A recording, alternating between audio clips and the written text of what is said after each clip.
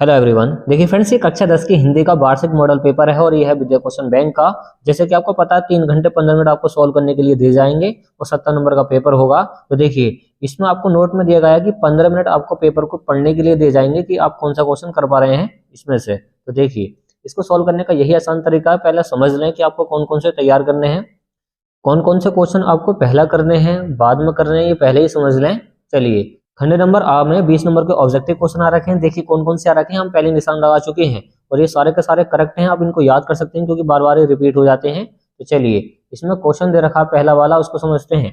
पहला क्वेश्चन दे रखा कि शुक्ल युग की कलाब्दी कब से कब तक मानी जाती है। याद रखें इसको, 1919 से 1938 के बीच में मानी जाती है। इसका तीसरा वाला सही है, 1919 से 1938 तक शुक्ल युग की कलाब्दी मानी जाती है। और दूसरा क्वेश्चन है कि छायावादोत्तर युग के प्रमुख कवि कौन से हैं, तो वो हैं आपके रामधारी सिंह दिनकर। कौन है? रामधारी सिंह दिनकर हैं, ये भी याद रखना आपको। और तीसरा क्वेश्चन दे रखा कि भगवत शरण उपाध्याय द्वारा रचित निबंध कौन सा है, तो ठूंठा आम है। कौन सा है? ठूंठा आम है, याद रखें, ठूंठा आम काफी आ जाता है ये। और चौथा क्वेश्चन क्या दे रखा है कि रस मीमांसा के लेखक कौन है, तो वो हैं आचार्य रामचंद्र शुक्ल। आचार्य रामचंद्र शुक्ल हैं। और नेक्स्ट वाला क्वेश्चन देखें, देखिए क्वेश्चन नंबर 5 क्या दे रखा है उसको देखते हैं। क्वेश्चन नंबर 5 है, देखिए क्वेश्चन नंबर 5 दे रखा है कि शुक्ल युग के प्रमुख इतिहासकार कौन है, तो वो हैं बाबू गुलाब राय। कौन है? बाबू गुलाब राय हैं। और छठा है, निम्न में से आधुनिक काल की विशेषता कौन सी है। आधुनिक काल की जो विशेषता मानी जाती है, देखिए जीवन के यथार्थ की प्रधानता, ये भी सही है। बौद्धिकता की प्रधानता, ये भी सही है। तो दोनों ही सही है, तो इसका तीसरा वाला सही हो जाएगा। सातवां क्वेश्चन क्या, देखिए ये काफी इंपोर्टेंट है, एग्जाम के लिए जरूर आता है, इसको जरूर से जरूर तैयार करना है कि साकेत महाकाव्य की रचना किसने लिखी है, तो वो लिखी है मैथिली शरण गुप्त ने। किसने? मैथिली शरण गुप्त ने लिखी है। और आठवां क्वेश्चन क्या है उसको देखें। आठवां क्वेश्चन दे रखा है, इसमें क्या दे रखा है कि प्रगतिवादी युग की 2 प्रवृत्तियां या विशेषताओं के नाम लिखिए। तो यहाँ पर 2 प्रवृत्तियों की बात करी है, एक सौंदर्य भावना है और एक है मानवतावादी प्रवृत्ति। तो ये दोनों है, इसका कावाला और गवाला दोनों ही सही होगा, बट इसके ऑप्शन सही करके इन्होंने बनाए नहीं है। ओके चलिए। और नवा क्वेश्चन क्या कि निम्न में से रीतिकाल के प्रमुख कवि कौन से हैं। किसके पूछिए? रीतिकाल के। तो रीतिकाल के जो कवि माने जाते हैं पद्माकर और बिहारी दोनों ही हैं। मतलब पहला वाला भी है और दूसरा वाला है, इस वजह से इसका का और खा दोनों ही सही होंगे। तो तीसरा वाला इसका फाइनल करेक्ट हो जाएगा। और देखिए इसमें 20 नंबर का ऑब्जेक्टिव क्वेश्चन जो आ रखे हैं उनको पढ़ते हैं, आप इनको जरूर याद कर लेना एग्जाम के लिए। तो देखिए इसमें क्वेश्चन दे रखा है कि ललित ललाम के रचयिता कौन है। याद रखें, ललित ललाम के जो रचयिता हैं वो है मतीराम। कौन है? मतीराम। ओके देखिए 11वां क्वेश्चन है कि हंसी हंसी बाजे देखी दुल्हे दिगंबर को पाहुनी जे आवे हिमाचल के उछा में। इसमें कौन सा रस है? रस। तो आपको इसको पढ़ के ही हंसी आ रही होगी, हंसी हंसी, तो हंसी आ रही है तो हास्य रस है। कौन सा है? हास्य रस है। और 12वां कौन सा? और 12वां क्वेश्चन है कि हरिमुख मनहु। देखिए मनु मानु जनु जानू इस टाइप का अगर वर्ड आते हैं तो याद रखें, इस टाइप के जो वर्ड आते हैं हमेशा आते हैं उत्प्रेक्षा अलंकार में। किसमें? उत्प्रेक्षा अलंकार में। तो इसका पहला वाला करेक्ट होगा, उत्प्रेक्षा अलंकार। 13वां क्वेश्चन क्या है कि लिख कर लोहित लेख डूब गया दिन मणि आहा व्योम। तो इसमें पूछा गया कि कितनी कितनी मात्राएं हैं इसके अंदर। इसके अंदर मात्राएं बतानी है, कौन से चरण में वो समझे। इन पंक्तियों के पहले और तीसरे चरण में, पहले और तीसरे चरण में कितनी कितनी मात्राएं हैं। तो पहला चरण गिन लें, देखिए 1 2 3 4 5 6 7 8 9 10 11। तो पहले चरण में कितनी होगी? 11। तो 11 मात्राएं हो जाएंगी, इसका पहला वाला करेक्ट हो जाएगा। अगर आपसे इसकी मात्रा गिननी नहीं आती है तो कॉमेंट बॉक्स में बता सकते हैं, तो फिर इनको करा देंगे हम। सुदर्शन शब्द में उपसर्ग क्या है? देखिए सुदर्शन, अब उपसर्ग क्या होता है? एक ऐसा शब्द जो शुरू में आता हो और जिसका कोई अर्थ निकलता हो। तो सु प्लस दर्शन सुदर्शन बनेगा इसका। तो इसका खा वाला करेक्ट हो जाएगा, इसी वजह से सु प्लस के दर्शन सुदर्शन। नेक्स्ट वाला है कि भवनी शंकर में समास क्या है। तो बहुब्री समास हम पहले ही चेक आउट कर चुके हैं, पीछे जाके इनको और निशान लगा चुके हैं। भवनी शंकर में जो समास है याद रखें बहुब्री समास है। ओके चलिए, 16वां क्वेश्चन क्या दे रखा है कि कमल राजीव जलज आदि कहलाते हैं। जो कमल राजीव जलज ये किसके पर्यायवाची हैं? तो याद रखें ये पर्यायवाची किसके हैं, क्योंकि पर्यायवाची इस तरीके से आ रहे हैं ऑब्जेक्टिव क्वेश्चन में, इस बात का भी ध्यान रखना आपको। देखिए कमल राजीव जलज आदि क्या है, ये आपस में पर्यायवाची हैं। तो कमल की पर्यायवाची हैं, तो इसी वजह से क्या लिखेंगे इसको? पर्यायवाची हैं ये। तद स्त्रीलिंग शब्द का सप्तमी विभक्ति बहुवचन। तो याद रखें सप्तमी विभक्ति किसका? तद का। स्त्रीलिंग में तो होता ताभी। तो ये हम पहले ही निकाल चुके हैं इसके आंसर, सारे के सारे करेक्ट हैं। इनको जरूर से जरूर आपको तैयार करना है क्योंकि बार बार ये रिपीट होते रहते हैं। 18वां क्या है, भगवान तेरा भला करे। तो इसमें क्या हो रहा है, एक तरीके से आगे तो दी नहीं जा रही है, ना इच्छा हो रही है, यह है विस्मयवाचक। तो विस्मयवाचक होता है, इसका मार्क होता है इस तरीके से मार्क लगता है। तो यहाँ पे इस तरीके का मार्क लगा, भगवान तेरा भला करे। जब कोई दिल से बात निकलती तो उसको बोलते हैं विस्मयवाचक। जब दिल से बात निकलती है इस टाइप की तो उसको विस्मयवाचक कहते हैं।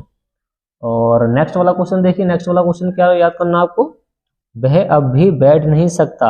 अब इसका हमें क्या करना है कि वाक्य का भाववाच्य रूप में लिखना है, जिसमें भावनाएं आ जाती हो। तो क्या होगा, इसका, वह बैठ नहीं सकता अब, उससे अब भी नहीं बैठा जाता, उससे अब भी बैठा नहीं जाता। तो उससे अब भी नहीं बैठा जाता, इसका ये वाला करेक्ट है। ओके, तो ध्यान रखें इसको, इस टाइप के क्वेश्चन इस तरीके से हो जाते हैं। और देखिए इस मॉडल पेपर में क्या क्या रखा है। देखिए 20वां क्वेश्चन आ रहा है कि प्रत्येक का अपना महत्व होता है। तो ये अपना जो है, ये अपना क्या है, मैं पद परिचय क्या है। तो इसमें अपना का मतलब क्या है, ये एक निजवाचक है, निजी बात की गई है इसके अंदर। तो इसका लास्ट वाला करेक्ट होगा, निजवाचक विशेषण पुल्लिंग एकवचन महत्व, ये विशेष्य है, विशेष्य माना जाएगा इसको। तो इस तरीके से इसका आंसर दिखा रखा है, आप इसको तैयार कर सकते हैं। अब देखिए 21वां क्वेश्चन कैसे करेंगे आप ट्रिक के साथ, उसको समझते हैं। निम्नलिखित गद्यांश में से किसी एक के नीचे दिए गए प्रश्नों के उत्तर लिखिए। तो इसमें बोला गया कि दूसरी बात जो इस संबंध में विचार लिए है वह यह है कि संस्कृति।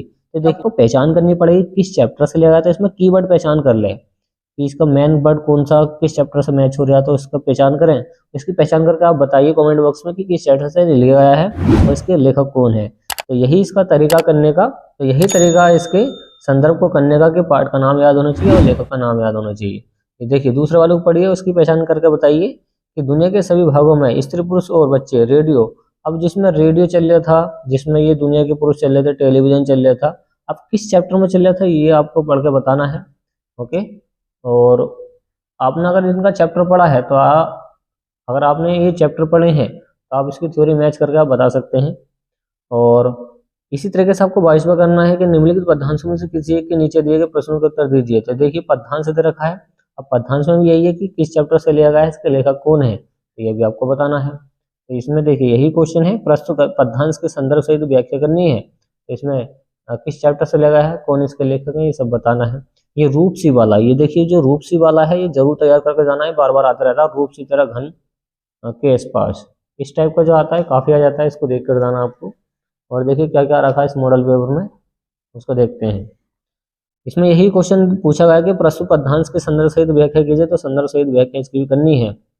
और 23वां क्वेश्चन क्या है, देखिए जो 23वां क्वेश्चन है ये तो सबको याद ही होगा कि निम्नलिखित लेखकों में से किसी एक लेखक का जीवन परिचय बताइए। तो जीवन परिचय आपको पक्का जो याद करना है, और जयशंकर प्रसाद का याद करना है और रामचंद्र शुक्ल का।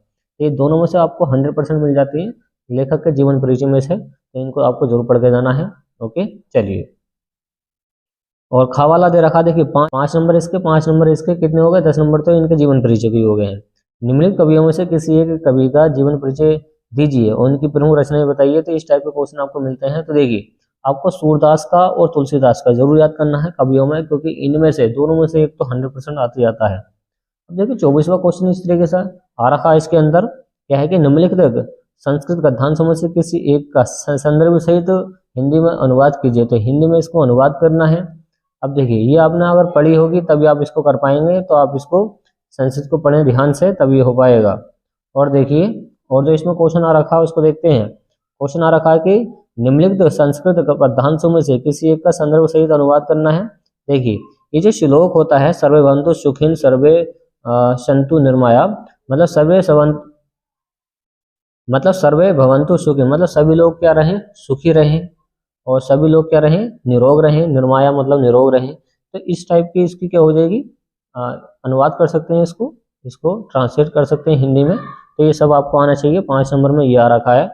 और देखिए और क्या क्या मिलेगा आपको एग्जाम में, देखिए जैसे कि ये मॉडल पेपर दिखा रहे हैं, बेसिक सेम टू सेम आपको एग्जाम में मिलेगा।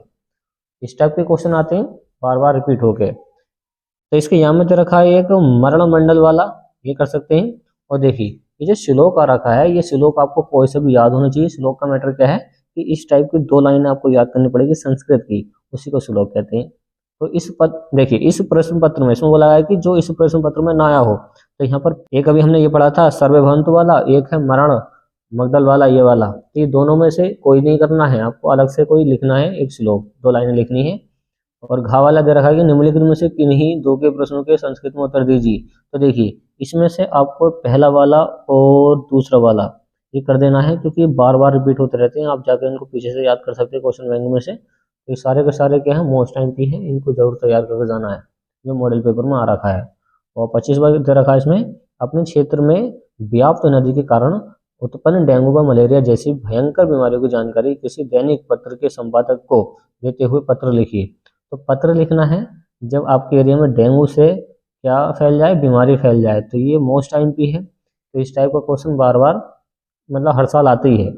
ओके, तो ये आपको एक क्या है पत्र लिखना आना चाहिए।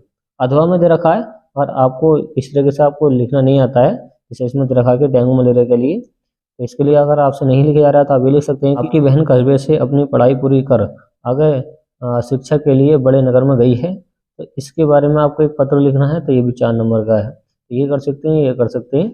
और देखिए 26वां क्वेश्चन क्या रखा है, निम्नलिखित विषयों में से किसी एक विषय पर निबंध लिखिए। देखिए जो निबंध है ये मोस्ट टाइम की है, 7 नंबर बहुत होते हैं एग्जाम में, 7 नंबर बहुत होते हैं।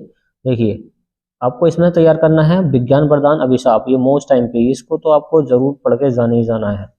वन महोत्सव, और आपको तैयार करना है बेटी बचाओ बेटी पढ़ाओ। तो ये जो है मोस्ट टाइम पे है, इसके दोनों के दोनों, और इनको तैयार कर लेना। एक है आपका जनसंख्या वृद्धि वाला और एक है प्रदूषण वाला। ये 3-4 पढ़ कर देख लेना और फिर बना बना के लिख दिया इस पर। और देखिए 27वां क्वेश्चन क्या रखा कि स्वयं पठित खंड काव्य के आधार पर निम्नलिखित प्रश्नों में से किसी एक खंड के प्रश्नों का उत्तर दीजिए। तो देखिए ये सेम टू सेम, ये सेम टू सेम आपको मिलेगा एग्जाम में, जैसे कि इसमें लाइनें दी गई हैं सेम टू सेम, इसमें कोई चेंजिंग नहीं होगी। कहाँ से लेकर कहाँ तक ये पूरा जो पैसेज दे रखा है, पूरा पैराग्राफ दे रखा है, ये सेम टू सेम ऐसे मिलेगा। ये जिलों के आधार पर बांटा गया होता है। जैसे कि आप मुरादाबाद जिले में रहते हैं तो आप लिखेंगे मातृभूमि के लिए, मातृभूमि के लिए प्रथम ये वाला कर सकते हैं, या फिर ये कर सकते हैं नायक का चरित्र चित्रण। तो नायक का चरित्र चित्रण कर सकते हैं चंद्रशेखर आजाद के बारे में, या फिर प्रथम सर्ग लिख सकते हैं, इसमें से कोई से भी कर सकते हैं। तो देखिए फ्रेंड्स इस टाइप का हर साल के साल एग्जाम में मालूम किया जाता है, इसमें कोई चेंजिंग नहीं होती है। मॉडल पेपर के आधार पर ही क्या बनाते हैं वो पेपर बनाते हैं, जिससे कि आपको आसानी हो जाती है एग्जाम में अच्छे नंबर इंक्रीज करने के लिए।